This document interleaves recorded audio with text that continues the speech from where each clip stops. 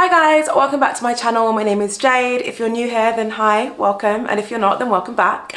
I'm here to talk to you about I always say these topics are controversial, but are they really? I don't know, maybe they are to me because I'm in this world, but I don't really think they're that controversial, but they are interesting. So I'm gonna be talking about YouTube versus TikTok, specifically which channel should you join as a creator or as an entrepreneur. So if you are currently deciding whether you should join one over the other, or if you're trying to figure out which channel deserves all of your time and energy, well, you're in luck. This video will answer that question for you. Let's get to it. So whilst we're on the subject of content creation and social media, I want to talk to you a bit about the sponsor of today's video, Epidemic Sound. Now, you may or may not already be familiar with Epidemic Sound, but if you're not, they essentially allow you to access so much different music and sound effects for you to use restriction-free. That means that you can use all of their music and all of their sound effects across all of your social media platforms without you having to worry about your videos or content being taken down or muted. So I'm going to take you behind the scenes of Epidemic Sounds and show you what it looks like. So I've just logged in and this is the homepage that you see. And as you can see, it gives you the option to browse some songs based on playlists and themes.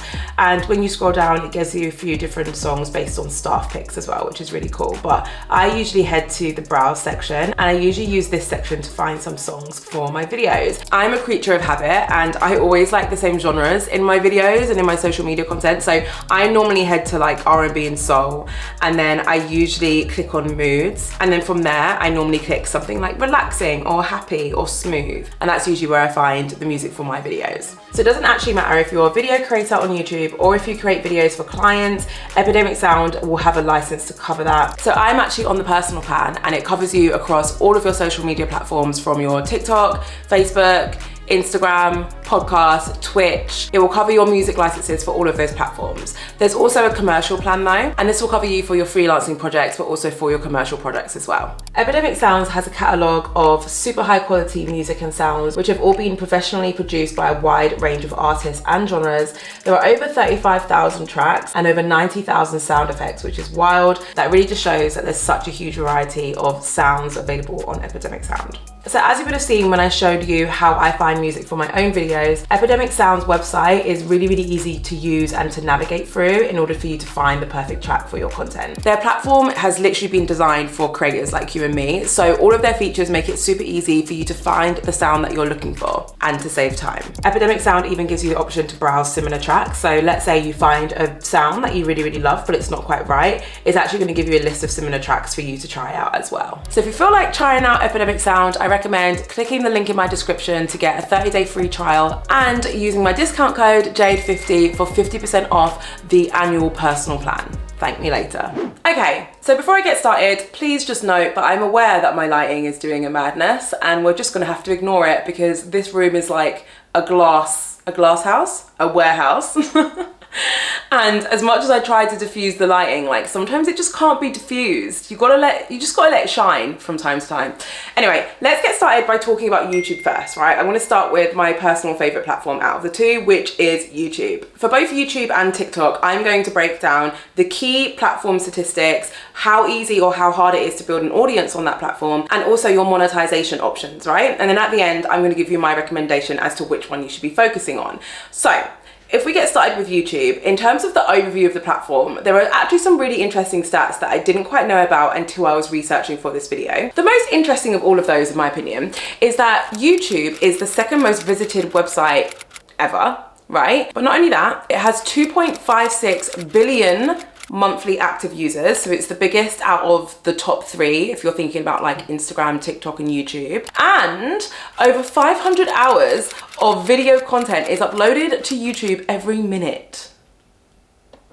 I can't even fathom that amount of content being uploaded. Like, who knew? I feel like I'm always looking for new YouTubers to watch, so I find it weird that that much content is being uploaded and I'm not seeing it. Users spend on average 23.7 hours of their month watching YouTube, right? So out of everyone's month, people are spending on average a day watching YouTube. I'm definitely one of those people, and I don't know if that makes me feel good or bad, because a day is a lot of time to be spending watching YouTube. I think that's maybe something I need to tackle within myself at some point, but you know, that's what the facts are saying. We're spending a day out of every month watching YouTube content. I mean, you're watching me right now, so I'm contributing towards that day. So those are like the key facts about YouTube. The main thing to get from that is that it's a very big, very successful social media site, but also website. Like, it's just a huge website in itself. And it is definitely the front runner when it comes to the amount of users and also the amount of time that people spend on the platform. Like, it is number one 1000%, right? So let's move on and talk a bit about how easy it is to actually build an audience on YouTube, because it's one thing saying that the audience is there. It's another thing talking about how easy it is to actually get on their radar and get them to subscribe to your channel. So for those of you who don't know, YouTube was actually acquired by Google in 2006 for like 1.65, I think, $billion, which is crazy because it was started a year before that. So someone started YouTube in 2005 and then sold it to Google for 1.65 billion a year later. Like, what a glow up. Anyway, point I'm trying to make here is that YouTube is owned by Google, which means that YouTube's search function is actually the same as Google's. So SEO, which stands for search engine optimization, is essentially the system which powers Google's search engine. So when you go to Google and you search for something and then Google miraculously gives you the exact thing you were searching for, its ability to do that is rooted in its very, very robust SEO and very, very advanced search functionality. Now, this really is the key to understanding why YouTube is a whole nother ball game when it comes to social media versus other platforms like TikTok and Instagram. Because by being backed by Google's search function, it means that people can go to Google to search for something, which is usually where people go when they're trying to search for something, and a YouTube video can appear. So I don't know if you've ever clocked that before, but you could go onto Google and search Instagram tips and my video could appear in Google. You've not even been pushed to the YouTube website yet. My video is just appearing in Google. Just think about what that does when it comes to your discoverability, like how powerful that is. There's no other website, there's no other social media channel which will allow that to happen. For billions and billions of people to have the opportunity to view your content purely because they search for a certain keyword in Google, that just doesn't happen elsewhere. Which means that your ability to reach your target audience on YouTube can actually be a bit easier than it is for you to reach your target audience on other platforms. With that being said, it's not as simple as you just creating content, sharing it on YouTube, and then it will start appearing in Google's search engine. You actually have to be really tactical and really clued up with how the platform works in order for you to really benefit from that. And I have a video where I talk about YouTube search. I'll link to it up here. I recommend giving it a watch because I dive into this topic a lot more. But essentially, there's a lot that creators need to do if they want to make the most of Google's search engine functionality, right? So it's not just like everyone's going to benefit from that. It's only the people who take the time out to really and truly understand how it works who will benefit from that. Another thing to note when it comes to audience building on YouTube is that it takes a lot longer for you to produce high quality content. In some cases, it might be a bit more expensive as well. Now, I will say that I started my YouTube channel with my phone and I used my phone to film for like, I always forget how long I actually used my phone to film. It was over a year. Like, I've only just bought a camera, right? So I was using my phone to film the entire time. So because of how great phone cameras are nowadays, especially when you're using the rear cameras, you can actually get some really high quality video content for YouTube without having to invest in a camera.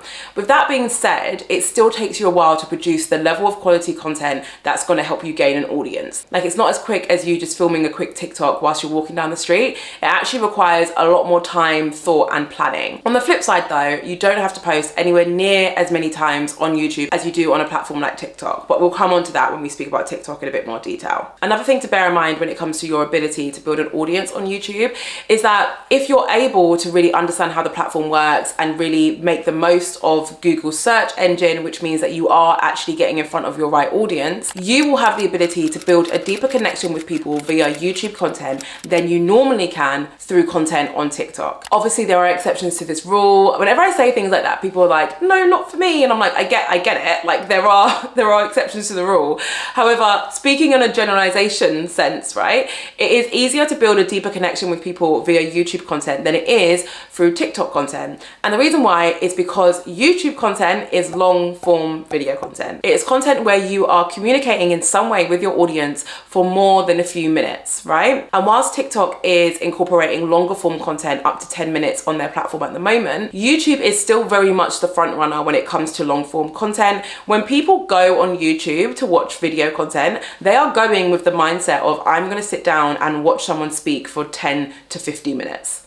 right? When people go on TikTok, however, even though they know they're probably going to be on TikTok for 5 hours because it is like a content hole, they still have no intention of watching one video for more than a couple of minutes. Your attention span is super short in general, but on a platform like TikTok, it is almost non-existent. You are constantly looking for a new kind of like dopamine hit. You're constantly looking for the next funny thing or the next interesting thing. Whereas with YouTube, you will sit down and you'll become invested in one video and you can watch that video for anything between 10 to 50 minutes, if not longer, depending on how good the content is. And that level of connection is unrivaled when it comes to other social media platforms. The only content platform which allows you to have a deeper connection with people than that, in my opinion, is podcasting. Okay, so let's talk a bit about monetization opportunities on YouTube, because there are a few. The most obvious and potentially the most lucrative out of all of them is YouTube's partner program. So this has actually been around for a very long time. YouTube really are the OG when it comes to figuring out how to pay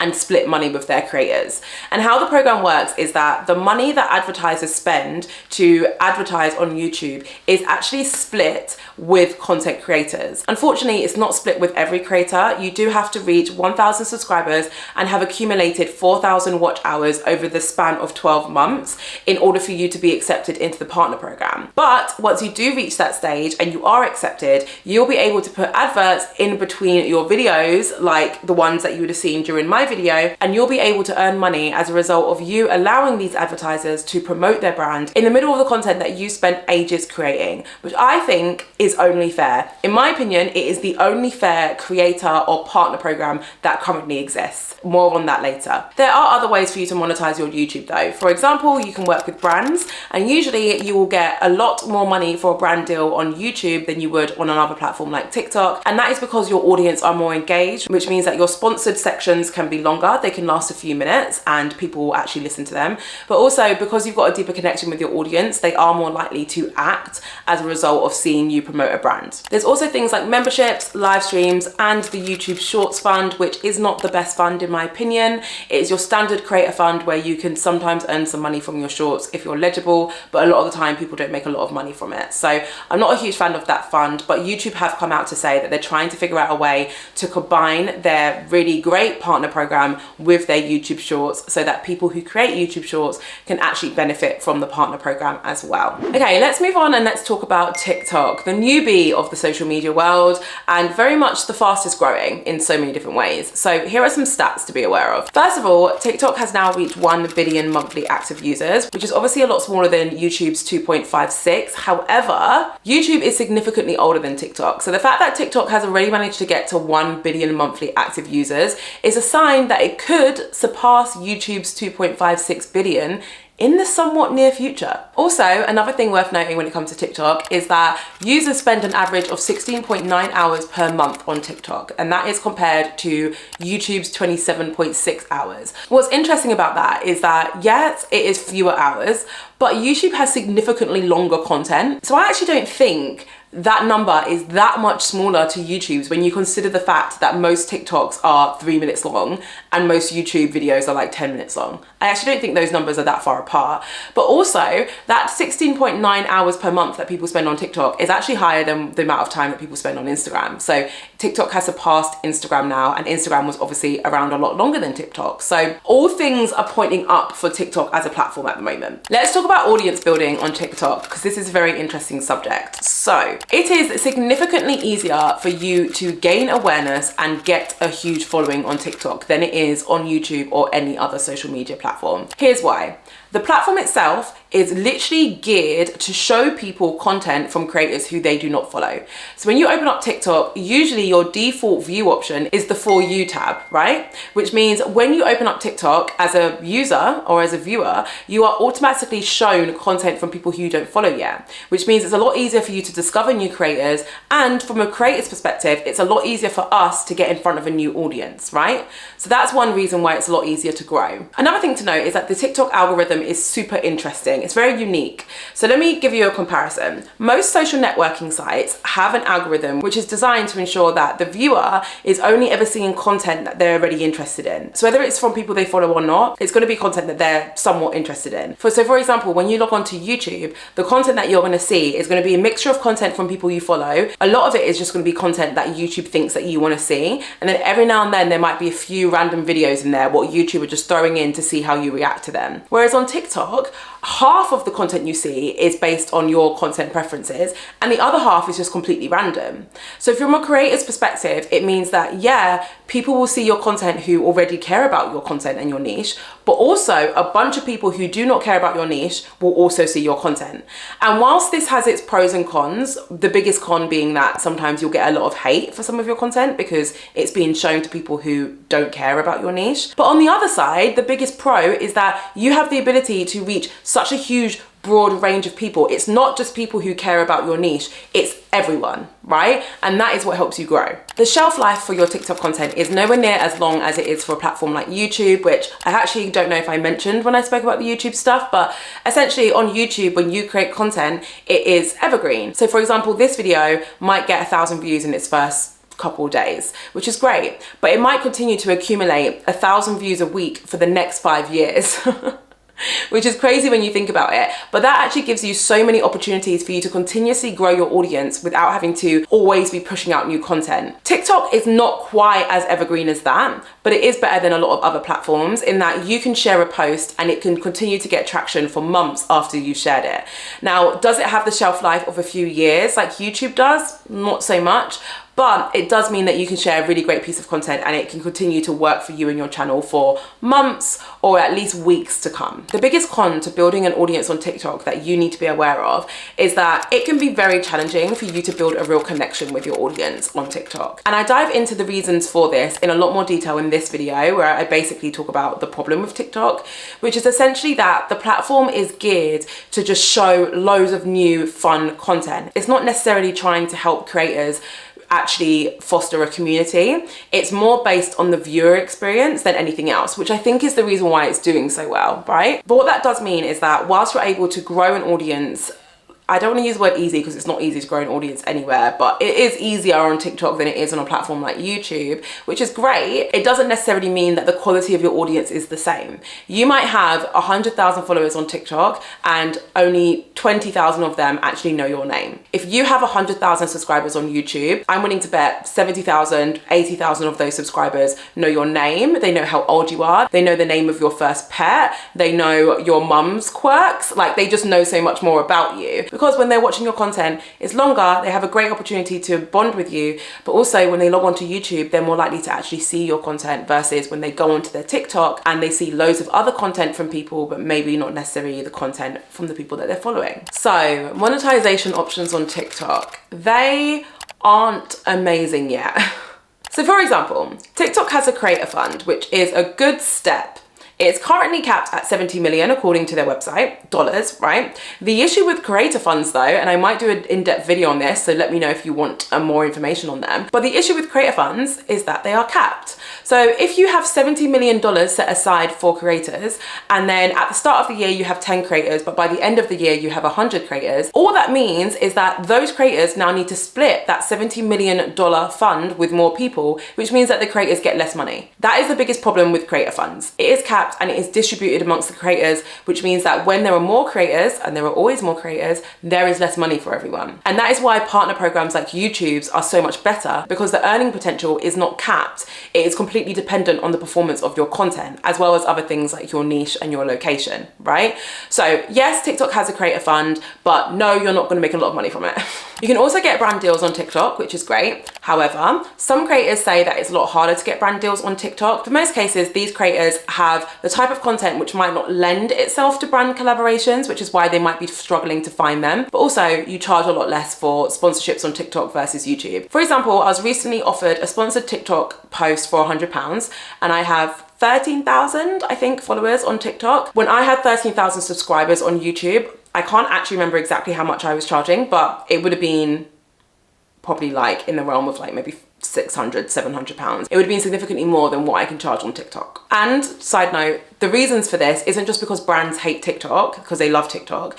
The reason is because a sponsorship in a YouTube video is more impactful and successful for a brand than a TikTok sponsored post. Because YouTube creators have a more engaged audience, but also because our content is longer, which means that if we're doing a sponsored section, we can actually talk about the brand for a while, which is a lot harder to do with platforms like TikTok. There are other very interesting ways to earn money on TikTok though. So there's things like gifts and tipping and going live and stuff like that. But one option that I think is really interesting is TikTok live shopping, which is not made available to all locations at the moment, which is common for TikTok. A lot of the things that I've said isn't actually available to all locations, unfortunately. But TikTok live shopping is really interesting because it gives you the ability, if you're a business owner, to promote your products directly and actually have a really seamless checkout experience, which means that more people are likely to buy from you. But also from a creator's perspective, you can host a TikTok live shopping experience and actually just promote other brands' products and earn a commission on it, which is essentially a more advanced way of affiliate marketing. So that's really interesting. If you don't know much about that, then I recommend reading up on it because I think that's going to be quite big. So what is my conclusion and what are my recommendations? Well, as you can probably tell, this video was definitely leaning towards the YouTube side. I think that I am ever so slightly biased because I have seen success on YouTube. So obviously I'm going to lean towards the platform that I have seen success on. So if I just step back from that place and try and see it from a more objective point of view, my honest recommendation is that the smartest people will use both platforms, but they will use them in this order, right? So if you're starting from scratch and you don't already have an affinity towards one of those platforms, a method that would probably work for you would be to go to TikTok first to build the audience, but to make sure that you have a YouTube channel set up and that you are continuously directing people from your TikTok to your YouTube. So essentially you're using TikTok to build awareness and to get in front of loads of people, but then you're using YouTube to build a community. If you use both channels and you use it in that way, that really is going to be your best chance for success. That is it for today's video. I really enjoy doing these versus videos. Can you let me know in the comments if you have any ideas for like things to do with, I don't know, the creator economy and social media that you want me to talk about, just like interesting subjects, because I love videos like this. Thank you so much for watching. If you feel like hanging around, I recommend watching this video. It's all about my top tips for new content creators. Thanks for watching as always. I'll see you in my next video.